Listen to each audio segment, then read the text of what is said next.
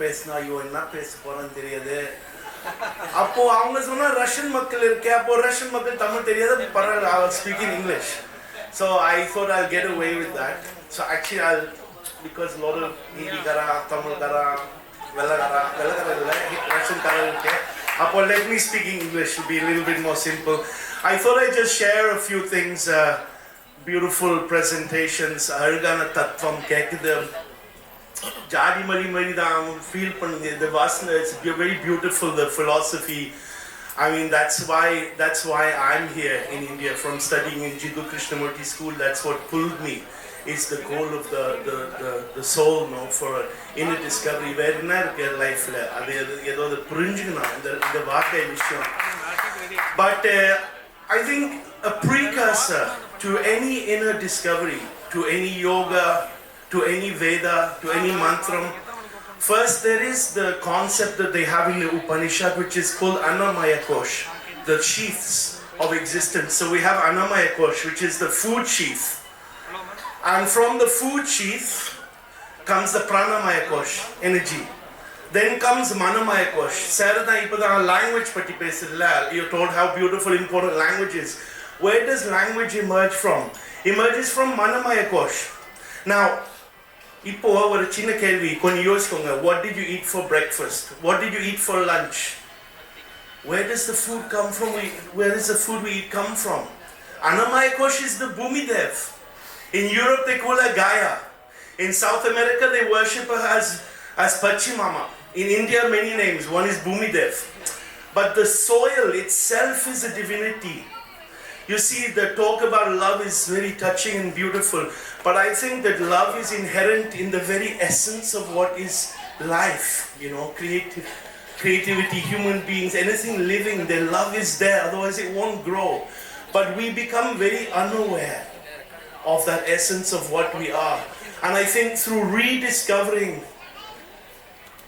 our relationship with Bhumidev, and number unavum, where does it come from, the food that we eat? You know, because the world is in crisis. The crisis is now food and water. There's no doubt. That's where the next wars are going to be situated, food and water.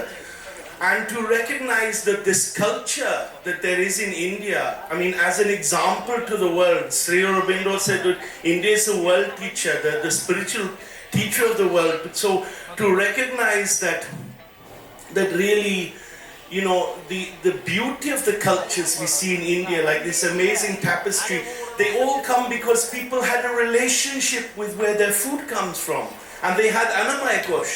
And then they had Pranamaya Kosh, Manamaya Kosh, and language, which is the vehicle of culture. But Ipo, we don't have any idea of where our food comes from. So we are lost this relationship with Bhumidev. That awareness for that deeper things can only come through the blessing of our mother, which is the Thai number Bhumida. So that's what we're trying to do at Solitude, is in our farm, is just try to show people the culture is extraordinary. You know, I'm in awe of the culture in Tamil Nadu. Bharatanatyam, Carnatic music, like Mahesh is a wonderful father.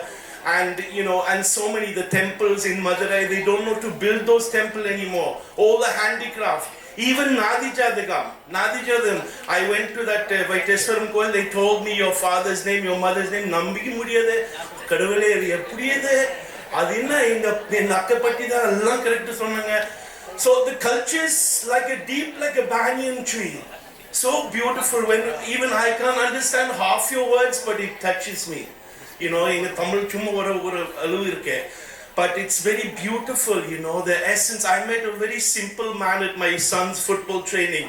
Humble guy, simple, big, you know, Sami, the Vibhuti.